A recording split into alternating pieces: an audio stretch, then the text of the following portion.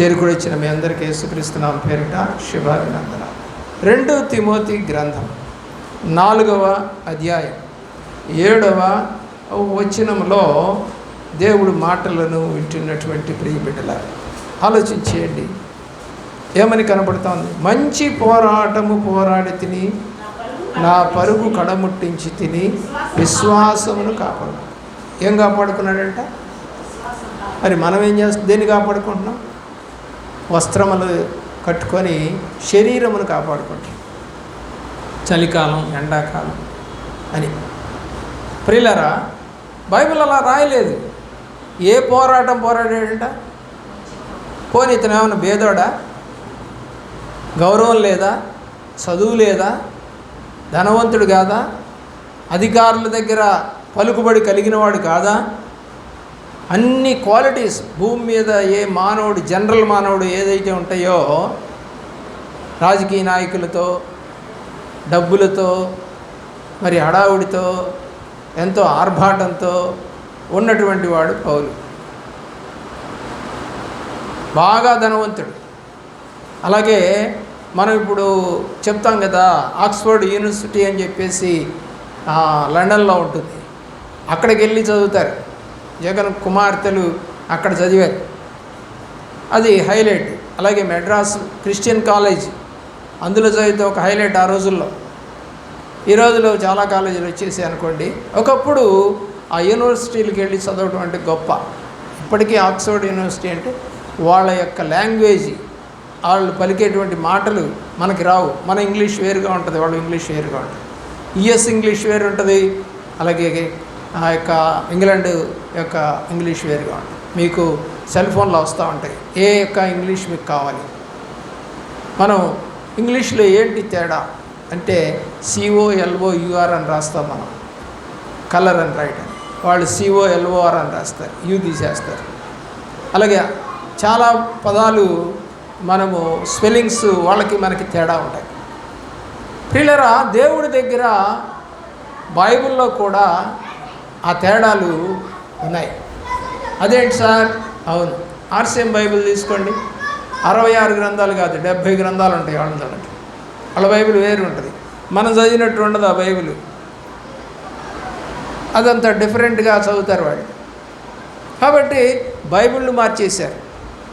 ప్రియులారా, వచన బైబిల్ వచ్చింది, అలాగే స్టోరీ బైబిల్ వచ్చింది, అలాగే KJV బైబిల్ వచ్చింది, అలాగే ఈజీ రీడ్ బైబిల్ వచ్చింది. చాలా రకాల బైబిల్స్ వచ్చాయి. కొంచెం కొంచెం మార్పులు ఉంటాయి దాంట్లో, కానీ ప్రామాణికంగా ఎక్కువగా మీ దగ్గర ఉన్న బైబిలే చదువుతారు. అంటే 80% ఇది చదువుతారు, 20% డిఫరెంట్ వాళ్ళ చర్చెస్ని బట్టి మారుతూ ఉంటాయి. కాబట్టి KJV బైబిల్ చదివితే కనుక నాలెడ్జ్ బాగా వస్తుంది, బాగా ఉంటుంది అది, ఆ ఇంగ్లీష్ కనుక వస్తే కనుక. ప్రియులరా, ఈ వ్యక్తి చదివింది ఎక్కడంటే గమలీయేలు పాదాల దగ్గర. అంటే హైగా ఉండి డబ్బులు ఎక్కువగా కట్టుతాం కదా మనము కొన్ని స్కూళ్ళల్లో, కాలేజీల్లో. అలాంటి కాలేజీలో అలాంటి వ్యక్తి దగ్గర చదువుకున్నాడు ఇతను. అంతేకాదు, ఇతను ఇశ్రాయేలు గోత్రాల్లో ఒక గోత్రపు సంబంధి, బెన్యామీను గోత్రీకుడు. దేవుని ప్రేమలో అన్ని హయ్యెస్ట్ ఇతనిలో ఉన్నాయి, అన్ని క్వాలిటీస్. అంటే బ్రాహ్మణులు అంటాం కదా మనం. కాబట్టి ఎవరి పిల్లంటే బ్రాహ్మణ పిల్లండి. ఓహో, ఈ సమాజంలో ఒక హయ్యెస్ట్ వైశ్యుల పిల్లలండి, ఆ తర్వాత రెడ్లు, కమ్మోళ్ళండి అని అంటాం కదా. అంటే కేటగిరీ వైజ్గా తగ్గుతూ వస్తూ ఉంటుంది మంది. కానీ అలాంటి కేటగిరీలో తగ్గినవాడు కాదు.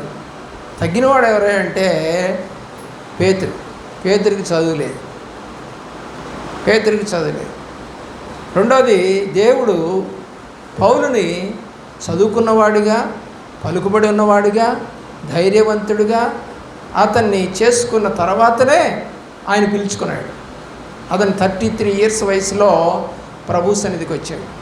33 ఇయర్స్ దాకా ఎంతో దుర్మార్గమైన పనులు చేస్తూ ఉండేవాడు. మనుషుల్ని చంపేశాడు చాలామందిని. యేసుక్రీస్తు దేవుడు అన్నటువంటి వాళ్ళని చాలామందిని చంపాడు. గుర్రం కట్టేసి గుర్రంలో లాక్కొని వెళ్ళారు. ఆ శరీరాలన్నీ కూడా ఛిద్రమైపోయినాయి. కొంతమంది జైల్లో కూడా వేసి కొట్టి చంపేశాడు. ఇప్పుడు కూడా ఎక్కడికి వెళ్తున్నాడు? 9వ అధ్యాయంలో చెప్పండి. క్రైస్తవులను చంపటానికే ఉత్తరం తీసుకొని పోతా ఉన్నాడు దమస్కు మార్గంలో. వాళ్ళు అక్కడ క్రైస్తవులు అక్కడ ఉన్నారంట.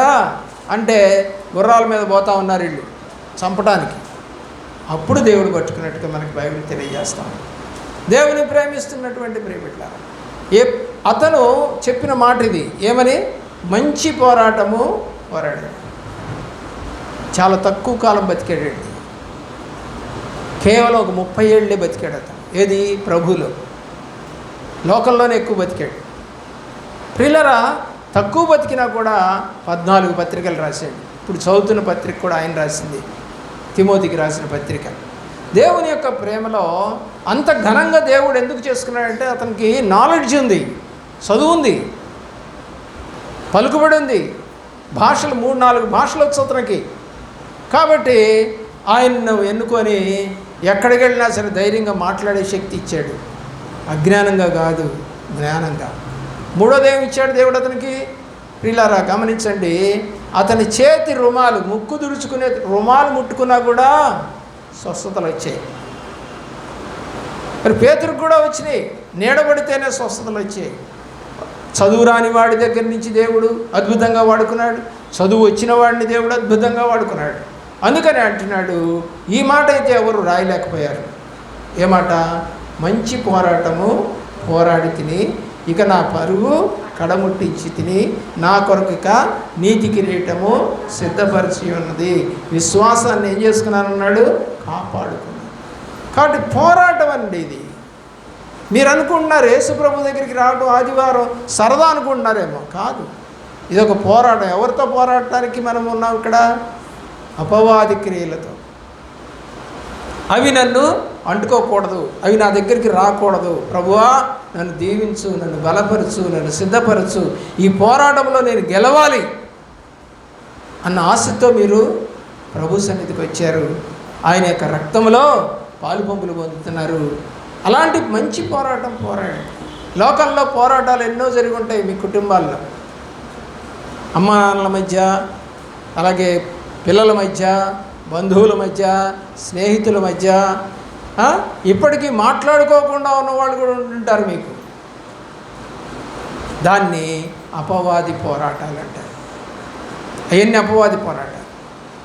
నిజంగా దేవుడే కనుక నీలో ఉంటే చూడండి, మత్తయి సువార్త 5వ అధ్యాయము 9వ వచనం. మత్తయి సువార్త 5వ అధ్యాయము 9వ వచనం. ఇలాగుంటారు. ఎలాగుంటారు? సమాధాన పడేవాళ్ళుగా ఉంటారు.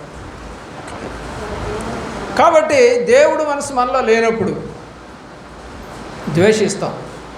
ఎవరినైనా ద్వేషిస్తాం. వాళ్ళు పెద్దోళ్ళు కానీ చిన్నోళ్ళు అనేది ఉండదు. అసలు కులం అనేది ఉండదు అక్కడ. కులం కూడా ఉండదు. ఎవరి స్వభావం అది చెప్పండి? దేవుని స్వభావం అయితే సమాధాన పడుతుంది. మనుషుల స్వభావం అయితే అనిలమా మనం? ఇంకా రక్తం తీసుకుంటూ కూడా ఇంకా అనిలమా మనం? ఇశ్రాయేలం కాదా? దేవుని బిడ్డలం కాదా?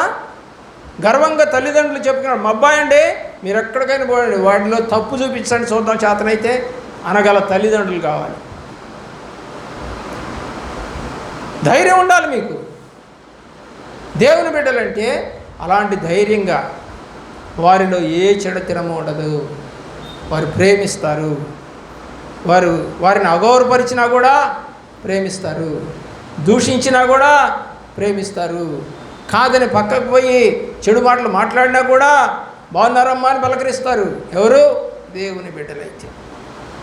కాకపోతే ఇద్దరు మాట్లాడుకుంటూ ఉన్నారు, మన సంఘస్థులే. ఒక ఆమె అంటానే ఉంది, అది కొద్దిగా వస్తూ ఉంది, ఏమో చూడలేదు, ఏమో కనపడుతుంది కానీ ఆమె విడి తిరిగింది కాబట్టి కనపడదు. ఏమో చెబుతుంది కళ్ళు ఎగరేసి, వస్తూ ఉందా, ఎందుకులే మళ్ళీ మనము మాటలు కలపాల్సి వస్తుంది కాబట్టి వెళ్ళిపోదాం అని గబగబా ఆమె ఇంట్లోకి ఆమె వెళ్ళిపోయింది, ఈ ఇంట్లోకి ఏమి వెళ్ళిపోయింది. ఇద్దరు బలారాధనలో పాల్గొనేవాళ్ళే. ఏం లేదు, సమాధానం లేదు. అంటే దేవుడిలో మంచి పోరాటం వాళ్ళు పోరాడలేకపోతా ఉన్నారు. అపవిత్రమైన పోరాటాలు పోరాడుతూ ఉన్నారు. ద్వేషం ఉండొచ్చండి. దేనికి ద్వేషం ఉండాలి బైబిల్ ప్రకారం? క్రీస్తు నామమును ఎరగకుండా వాళ్ళు కనుక తిరగబడతా ఉంటే నువ్వు ద్వేషించవచ్చు. ఎందుకంటే నీ పద్ధతులు వేరుగుంటే వాళ్ళ పద్ధతులు వేరు, ఇద్దరూ ఒకళ్ళే, కానీ ద్వేషిస్తాం. కానీ బైబిల్ చెప్తా ఉంది, సమాధానపడువారు ధన్యులు. ప్రియులారా, ఈ పోరాటాలు బైబిల్లో కొన్ని రకాలు ఉన్నాయి. ఒక్కొక్కటి నేను చెప్పి ముగిస్తాను. మొట్టమొదటి పోరాటం దేనికి పోరాడాలో బైబిల్ యోధా పత్రిక 1వ అధ్యాయం, ఒకటే అధ్యాయం ఉంటుందండి యోధా పత్రిక అంటే. 3వ వచనం, 3వ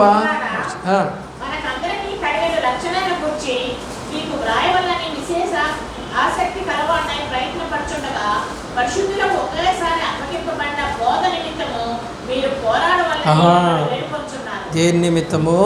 బోధ నిమిత్తం పోరాడాలి. అంటే నువ్వు ఏం చెప్తున్నావు, నువ్వేం మాట్లాడుతూ ఉన్నావు దాన్ని జ్ఞాపకం చేసుకో. తప్పు మాట్లాడకుండా ప్రయత్నం చేసుకో, అబద్ధం ఆడకుండా ప్రయత్నం చేసుకో, అక్రమంగా నడవకుండా ప్రయత్నం చేసుకో. ఎదుటివారితోటి మాట్లాడుతున్నప్పుడు మన మాటల వల్ల ఎదుటి వాళ్ళు సూసైడ్ చేసుకునేటట్టుగా ఉండకూడదు. కత్తిపోటు అంటే మాటలు కలవు అని రాశాడు. మరి ఎందుకు చచ్చిపోతారండి? సూసైడ్ ఎందుకు చేసుకుంటారు చెప్పండి? సింపుల్గా చెప్పండి. ఎవరైనా సరే సూసైడ్ ఎందుకు చేసుకుంటారు, ఎవరు చేసుకుంటారు చెప్పండి? హర్ట్ అయిన వాళ్ళే కదా. లోకంలో భార్య అన్నదనో, భర్త అన్నాడనో, లేదా నా బంధువు అన్నాడనో, లేకపోతే తాగే చోట వాడేదో నన్ను అన్నాడనో, ఆ తాగిన మత్తులోనే పోయి చచ్చిపోతున్న వాళ్ళు ఎంతమంది? లేదు, వాళ్ళ మనసులో రగిలి రగిలి రగిలి ఎవరు లేనప్పుడు ఇంట్లోకి వెళ్ళి ఫ్యాన్ కూరేసుకొని చచ్చిపోయేవాళ్ళు మన సంఘంలో కూడా ఉన్నారు. తెలుసా మీకు? దేవుని యొక్క ప్రేమలో కలిగి ఉన్నావా? కాబట్టి ఈ పోరాటం ఏంటంటే, రెండోది ఆశీర్వాదం కొరకు మనం పోరాడాలి. దేవుడు అబ్రహామును పిలిచిన తర్వాత ఆ ఆశీర్వాదం లోటు చేసుకోకుండా పోరాడిన తర్వాత చెప్పబడిన మాట ఆదికాండం 24:1 అన్ని విషయాల్లో దేవుడు అతన్ని అంటే అప్పటిదాకా ఏ పోరాటం పోరాడు? మంచి పోరాటము పోరాడు. మూడోది చూద్దాం ప్రియులారా, ఎఫ్ఎస్సీ పత్రిక 6వ అధ్యాయం 12వ వచనం. ఎఫ్ఎస్సీ పత్రిక 6వ అధ్యాయము 12వ వచనం. దేనితో పోరాటానికి మనం వచ్చాం?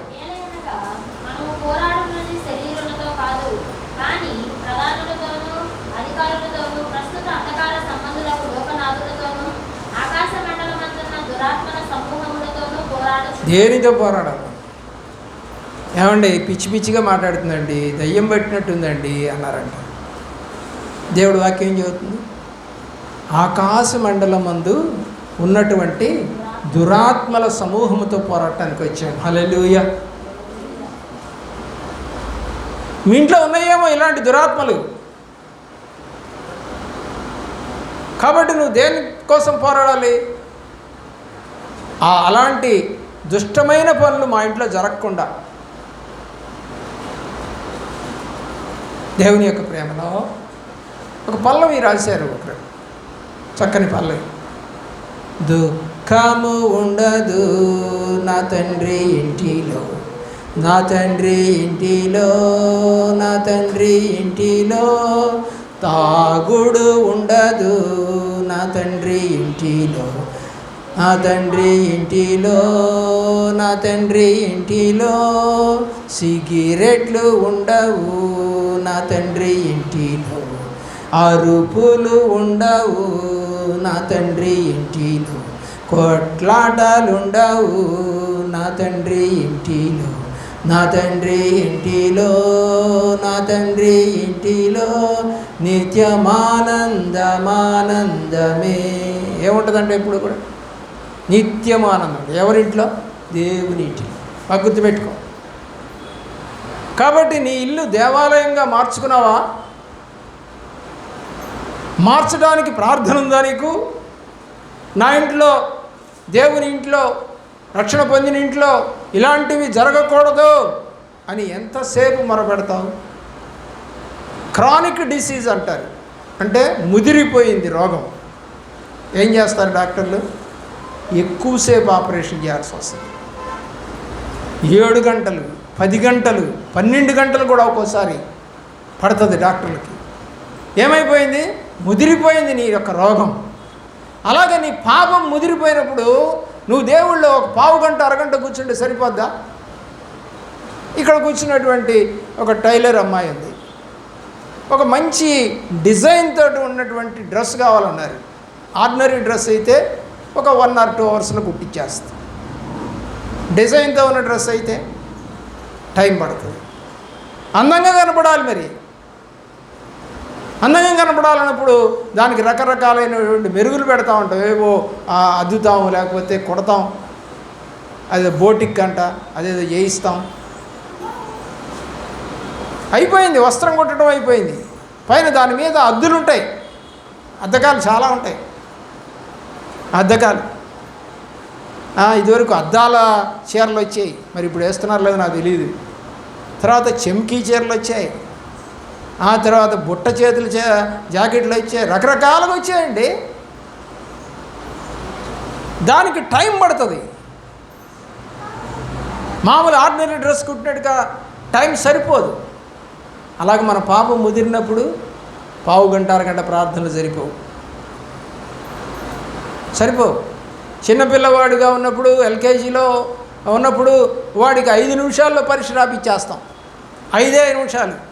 A for Apple, B for bat, C for cat, అయిపోయింది పరీక్ష. Only 5 minutes. ఎప్పుడు? చిన్నపిల్లలుగా ఉన్నప్పుడు. పెద్ద అయ్యే కొంది ఏమవుతూ ఉంటుంది? గంట పరీక్ష. ఇంకా పెద్ద అయితే 3 గంటల పరీక్ష. పెద్ద అయ్యే కొంది సబ్జెక్టులు పెరుగుతాయి. ఇదివరకు 2, 3 సబ్జెక్టులు అయితే ఇప్పుడు 6, 10, 11 సబ్జెక్టులు అవుతాయి.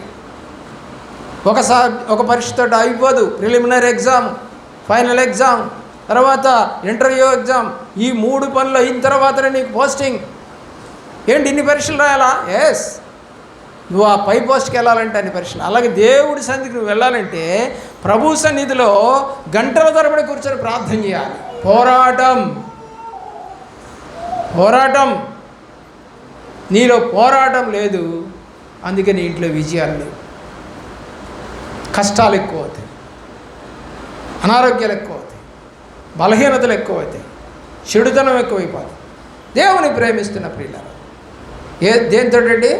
దురాత్మల సమూహంతో. 4వది చూద్దాం. తిమోతికి రాసిన మొదటి పత్రిక 2వ అధ్యాయము 5వ వచనం. 2వ అధ్యాయము 5వ వచనం.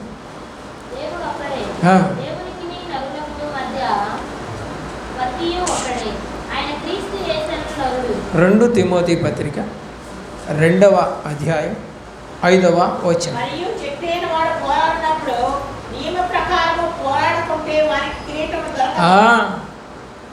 ఏదో వచ్చాము, గెలుస్తామని మేము రాలేదండి. పరుగు పందెం, గెలుస్తామని రావా? మరి ఎందుకు పాల్గొంటాం? అసలు దేవుళ్ళ అపవాదిని గెలవటానికి వచ్చావా, లేకపోతే ఏదో సరదాగా కొంతమంది వస్తారు చర్చికి పలకరిద్దామని వచ్చావా? జట్టి అయినవాడు ఎలాంటి పోరాటం అండి? మంచి పోరాటం. దేని కొరకు? కిరీటం కొరకు. మరి మనకొద్దా? మన కుటుంబం మీద ఒక కిరీటం కనపడొద్దా? చెప్పండి, మన కుటుంబం మీద ఒక కిరీటం వద్దా? ఆమె చక్కగా నిద్రపోద్ది, ఇంకొక ఆమె పక్కకు చూస్తుంది, ఇంకొక ఆమె గిల్లుకుంటుంది, ఇంకొక ఆమె ముసుగేసుకొని ఏదేదో ముసిమిసి నవ్వులు నవ్వుకుంటుంది. ఎవరి వైపు చూస్తున్నావు? దేనికి వచ్చాం చెప్పండి? సమయాన్ని ఏం చేసుకోవాలి? సద్వినియోగం చేసుకోవాలి. టయానికి రావు, సద్వినియోగం లేదు. మంచి జరగాలి, ప్రార్థనలు ఏడుపేది. ఏమండి, వాక్యం సెలవిస్తూ ఉంది, నీతి కిరీటము నువ్వు పొందాలి అంటే మంచి పోరాడాలి. లేదండి మాకు అవసరం లేదండి కిరీటాలు ఏమవుతుంది. ప్రియులారా, చదువులో కిరీటాలు, class first, school first, district first, ఏమండి స్టేట్ ఫస్ట్ ఇవన్నీ ఏంటి? కిరీటాలు కావా పిల్లలకి? అవన్నీ ఇళ్లలో పెట్టుకోరా? నాకు దరిదాపు ఒక 20 సర్టిఫికెట్లు ఉంటాయి నా యొక్క కెరీర్లో, నా యొక్క చదువులో, అలాగే ఆ దేవుడు చేసిన మేలుని బట్టి అనేక సర్టిఫికెట్లు నాకు ఉన్నాయి. ఆ సర్టిఫికెట్లు ఉండటం వల్ల ఇంటర్వ్యూలో త్వరగా నాకు ఉద్యోగం రావడానికి అవకాశం వచ్చింది. అంటే మార్కులు పెరుగుతాయి, సర్టిఫికెట్లు ఉండే కొద్ది మార్కులు పెరుగుతాయి. సోషల్ యాక్టివిటీస్ హోమ్ గార్డ్గా చేశాను, అలాగే ట్రాఫిక్ పోలీస్గా చేశాం, అలాగే ఎకనామిక్ సర్వే చేశాం, అలాగే జన్మభూమి కార్యక్రమాలు, గ్రీన్ అండ్ క్లీన్ కార్యక్రమాలు, ఎన్నో సర్టిఫికెట్లు ఉన్నాయి నా ఇంట్లో. చివరికి మ్యారేజ్లో కూడా ఆదర్శ వివాహం సర్టిఫికెట్ కూడా ఉంది నాకు. తెలుసా నీకు? మరి ఏం సర్టిఫికెట్ ఉంది నీకు? ఎక్కడ చూపిస్తావు? ఎక్కడ చూపించాలి? ఇలాగే మెడల్స్ ఎన్నెన్నో దేవుడు ఇచ్చాడు. కిరీటాలు అవన్నీ నాకు. లోకంలో నేను మంచిగా నడిచానని చెప్పుకోవడానికి ఇవన్నీ కిరీటాలు నాకు. మంచిగా నడవకపోతే ఎవరు కదా కిరీటాలు? చదువు లేకపోతే రాదు కదా సర్టిఫికెట్లు. అలా బ్యాడ్మింటన్లో, షటిల్లో, ఏమండి అలాగా టెన్నికాయిడ్లో అన్నీ ఒక్కొక్క సంవత్సరం ఒక్కొక్క సర్టిఫికెట్ ఉంది నాకు. మన జీవితంలో కిరీటాలు సంపాదించుకునేటట్టుగా నడకలు ఉన్నాయా? ఏముందిలే కిరీటాలు వద్దు, పాడొద్దు, పోతే పోదాం బడికి, లేకపోతే లేదు, వస్తే వచ్చిన మార్కు లేకపోతే లేదు అన్నటువంటి పరిస్థితి నీకుందా? ప్రియులరా, మరొక పోరాటాన్ని మనము జ్ఞాపకం చేసుకుందాం. యెషయా గ్రంథం 1వ అధ్యాయం 23వ వచనం, లేకపోతే నెహమ్యా చదవండి. నెహమ్యా 13:11. నెహమ్యా గ్రంథము 13వ అధ్యాయం 11వ వచనం. చాలు. ఎవరితో పోరాడుతున్నాడంట? అధికారులండి. అధికారులతో పోరాడుతున్నాడంట. ఎవరు? నెహమ్యా. నెహమ్యా మన పెద్ద ఉద్యోగస్తుడా? రాజుగారి దగ్గర బంట్రోత్ అంటారు, ప్యూన్ అంటాం మన ఇంగ్లీష్లో. ప్యూన్ వృత్తి అతనిది, చాలా చిన్న వృత్తి. కానీ ఎక్కడ ఉంటాడు? రాజు పక్కనే ఉంటాడు. ప్యూన్ ఎక్కడ ఉంటాడు చెప్పండి? అధికారి దగ్గరే ఉంటాడు. అధికారి ఏమని చెప్తే తీసుకురావటం, చెప్పటం చేస్తూ ఉంటాడు. అలాంటి వ్యక్తి ఇప్పుడు ఎవరితో పోరాడుతున్నాడంట చెప్పండి? అధికారులతో పోరాడుతున్నాడు. దేనికి? కాలిపోయిన మందిరం కట్టాలి. ఇప్పుడు ఎంత పోరాటం ఉండాలండి? 1వ అధ్యాయం 4వ వచనం, నెహమ్యా గ్రంథంలోనే 1వ అధ్యాయం 4వ వచనం. ఈ మాటలు వినినప్పుడు నేను కూర్చుండి ఏడ్చి కొన్ని దినముల దుఃఖముతో ఉపవాసం ఉండి ఆకాశమందలి దేవుని ఎదుట విజ్ఞాపన చేసితిని. ఏం చేస్తున్నాడు? కాలిపోయింది మందిరం అనే సంగతి తెలిస్తే ఒక్కడే కూర్చొని ఏడుస్తున్నాడంట.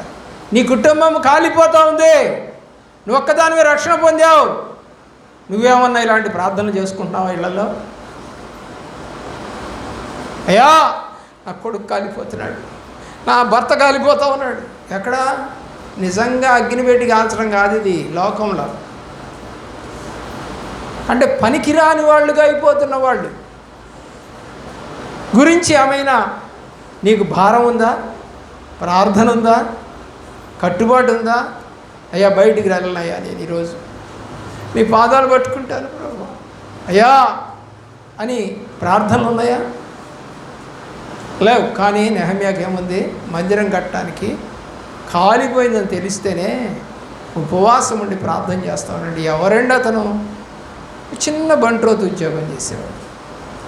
ఏ ఆశ అండి? దేవుని మందిరం కట్టాలని ఆశ. నీకేం ఆశ ఉంది? నీ కుటుంబాన్ని కట్టుకో, పోరాటం చేయి.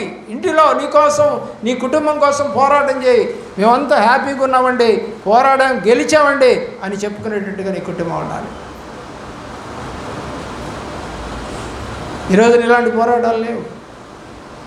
దేవుని యొక్క ఆ ప్రేమలో దేవుని జ్ఞాపకం చేసుకోండి. కొలసీలకు రాసిన పత్రిక 4వ అధ్యాయం 12వ వచనం, 4వ అధ్యాయం 12వ వచనం చివరిదాకా మొత్తం చదవద్దండి, చివరి ఒక మాట ఉంటుంది, చదవండి చాలు. చివరి మాట చదవండి. ఎవరు? నీ కొరకు ప్రార్థనలో పోరాడుచున్నాడు. ప్రార్థనలో పోరాటం కావాలి. పోరాటం చెప్పండి. పోరాటం అంటే ఎంతమందికి తెలుసు? అర్థం చెప్పండి. పోరాటం అంటే ఎవరో ఒకళ్ళు గెలవాలి, అంతే కదండి. పోరాటం అంటే ఎవరో ఒకళ్ళు గెలవాలి. కాబట్టి నువ్వు సాతానుతో పోరాటం అని ఇందాక చదువుకున్నావు. మరి ఇప్పుడు సాతాను గెలుస్తుందా, నువ్వు గెలుస్తావు? ప్రార్థనలో పోరాటం. లూకాసు వార్త 18వ అధ్యాయం 1వ వచనం మరియు 6వ వచనం, 2 వచనాలు చదవండి. ఒకటి చదవండి ముందు. ఏం చేయాలంట? దేవుడు ఏం చెబుతున్నాడు? విసుక్కోకుండా ప్రార్థన చేయాలి. 1. 6వ వచనం.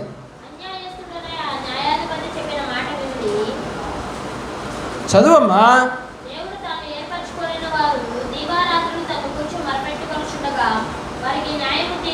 దివారాత్రులు మొరపెడుతూ ఉంటే న్యాయం తీర్చడం. పైన ఏమన్నాడు? విసుక్కోకుండా ప్రార్థన చేయండి. చాలదండి. ఏమని చెబుతుంది కొలస్సీ పత్రిక? ప్రార్థనలో పోరాటం నేర్చుకోవాలి. అపవాది లేడు మా ఇంట్లో, మాకన్నీ ఆశీర్వాదాలే వచ్చాయి, చెడుతనాలు లేవు మా ఇంట్లో. దేవుడు కృపను బట్టి చదువులు వచ్చినాయి, ఇళ్ళు వచ్చినాయి, ఉద్యోగాలు వచ్చినాయి, వస్తువాహనాలు వచ్చినాయి, రక్షణ వచ్చింది. దేవుడి సన్నిధి మేము మానలేదు చిన్నప్పటి నుంచి. అసలు దేవుడు అంటే ఇష్టము. పరిగెట్టేవాళ్ళం, పనిచేసేవాళ్ళం, డ్రమ్ము కొట్టేవాళ్ళం, పరిచయం చేసేవాళ్ళం, అయ్యగారికి సహాయం చేసేవాళ్ళం. ఉందా మీ కుటుంబంలో ఎవరికైనా ఆ పేరుందా? ఉందా? చెప్పండి. పోరాటాలు లేవండి ఈ రోజున.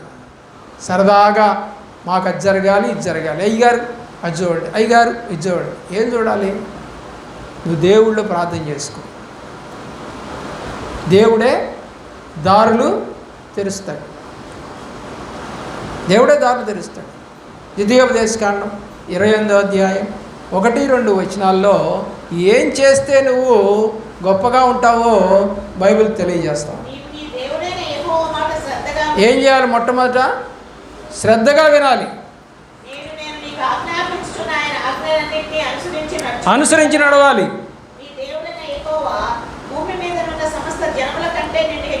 మరి వద్దా నీకు ఆ హెచ్చింపు?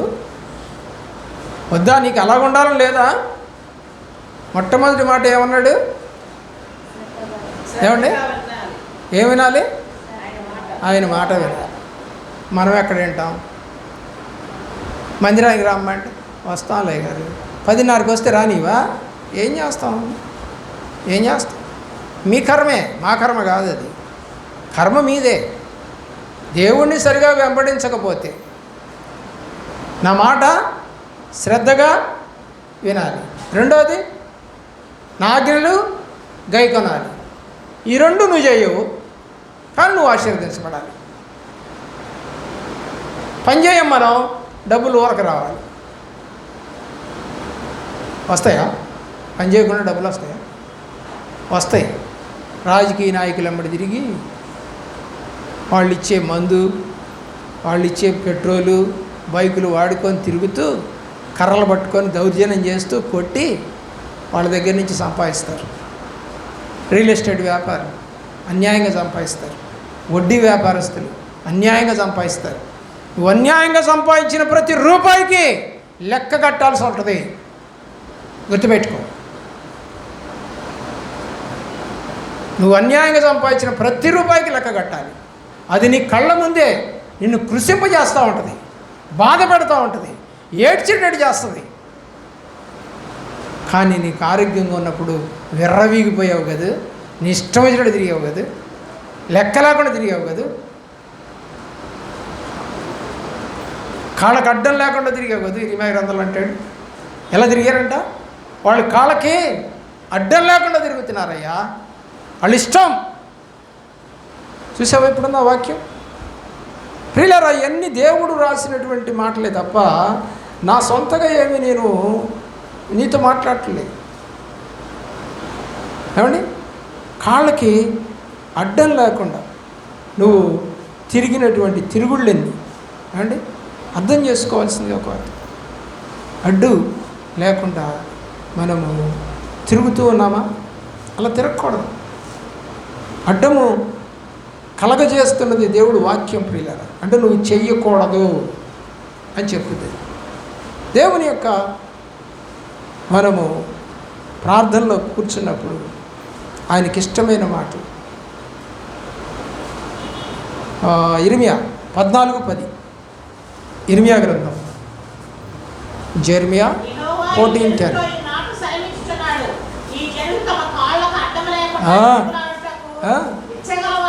చాలు చాలు.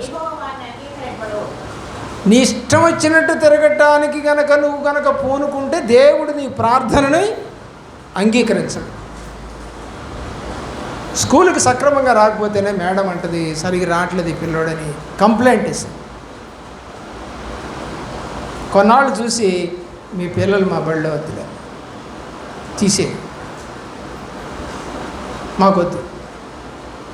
ఎలా తిరుగుతున్నారంట దేవుని బిడ్డలు? పేరు చెప్పుకొని, దేవుడి పేరు చెప్పుకొని, మేము రక్షణ పొందాం, మేము బాప్తిజం తీసుకున్నాం, మేము బలారాలు తీసుకుంటాం, కానీ మందిరాలకి మా ఇష్టం వచ్చినట్టుగా వస్తాం. కాళ్ళకి అడ్డం లేదు మాకు, మా కాళ్ళకి అడ్డం లేకుండా తిరుగుతాం. పాస్టర్ గారు, కాళ్ళకు అడ్డము లేకుండా తిరుగులాడుటకు ఇచ్చగలవారు కనుక యెహోవా వారిని అంగీకరింపడు. మనం అనుకుంటున్నాం కదా చాలా సాఫ్ట్గా ఉంటుంది వాక్యం అని. ఉండదు, చాలా కఠినంగా ఉంటుంది. అంటే దేవునికి ఇష్టంగా నువ్వు తిరగకుండా నీకు దీవెనలు, నీకు ఆశీర్వాదాలు కావాలని కోరుకుంటున్నావా? దేవుడి దగ్గరికి వచ్చి పని చేయకుండా డబ్బులు వస్తాయా? ఒక తల్లి నాతో మాట్లాడుతూ, అయ్యగారు ఎక్కడన్నా పనులు ఉంటే చెప్పండి అని అంటది. ఒక మా ఇంటి ముందు నుంచి పోతూ ఉంటుంది. ఇంకొక అమ్మాయి కూడా నిన్న మాట్లాడేదే అంది, ఏమన్నా ఉంటే చెప్పండి అయ్యగారు. ఏమ్మా అంత కష్టం ఏంటి? న్యాయం సంపాదించలేండి. సంపాదిస్తాడు. నాకు 2 పిల్లలండి, 2 మగ పిల్లలు. వాళ్ళు ఒక్కొక్కళ్ళు ఇంటర్మీడియట్ చదువుతున్నారంట. చూస్తే చిన్నపిల్లే. 5వ తరగతి అవ్వగానే పెళ్లి చేశారంట పిల్లకి. అంటే 11 ఏళ్ళకి, 11 ఏళ్ళకే గర్భవతి అయిపోయింది. ఆ పిల్లలకి ఏమో 17 ఏళ్ళు వచ్చినాయి. 11, 17 ఎంత అండి? 28 ఏళ్ళు. ఆమెకి ఇప్పుడు ఎంత అంటే నీకు ఒక 40 ఉంటాయి అంటే భలే వాళ్ళే గారు అంది. అదేందమ్మా మరి 17 ఏళ్ళ పిల్లలు ఉంటుందంటున్నావు కదా అంటే, నాకు 11 ఏళ్ళకే పెళ్ళయింది అయ్యారు, 11 ఏళ్ళకే మొదటి పిల్లడు పుట్టాడు, 11కు 17 ఎంత? 28 ఏళ్ళు. చిన్నపిల్ల. కానీ ఆశ ఏమని ఆశ? పిల్లల్ని బాగా చదివించాలి. కానీ ఆశ తీరలేదు. ఎందుకంటే వాళ్ళ ఆయన రాడ్ బెండర్, ఇంటర్మీడియట్ చదివే పిల్లోడిని రాడ్ బెండర్కి తీసుకెళ్తున్నాడట. చదువు అయిపోయింది, డబ్బులు లేవు. ఇక్కడ ఎంత వస్తాయి? 4,000 అయ్యారు. 4,000తో సంసారం చేస్తామని కష్టం. పని కావాలంటుంది. ప్రియులరా, ఈ రోజున మనము ఊరికినే కూర్చొని తినడానికి అలవాటు పడ్డామా? పని చేయకుండా తినడానికి అలవాటు పడ్డామా? అది పాపం, అది పాపం. కాబట్టి చివరి మాట చెప్పి నేను ముగిస్తాను ప్రియులరా. హెబ్రీ పత్రిక 12వ అధ్యాయం 4వ వచనం. హెబ్రీ పత్రిక 12వ అధ్యాయం 4వ వచనం. దేనితో పోరాటాలన్నా ఇక్కడ? పాపముతో పోరాటం. లేవా నీలో పాపాలు? లేవా నీలో పాపాలు? లేవా? లేవంటే పోరాటం అవసరం లేదు. పోరాటం లేదంటే నువ్వు చక్కగా బతుకుతున్నట్టుగా ఉండాలి. అంటే పోరాడాల్సిన అవసరం లేదు. ఇక అన్నీ పోరాడావు అయిపోయింది. దేవుని ప్రేమిస్తున్న ప్రియబిడ్డలారా, ఆలోచించేయండి. దేవుడికి ఇష్టమైనటువంటి పోరాడుతున్నావా, లేదా మనుషులకు ఇష్టమైనటువంటి పోరాడతావా? ఆలోచించి దేవుడు కృప నీకు తోడై ఉండాలి.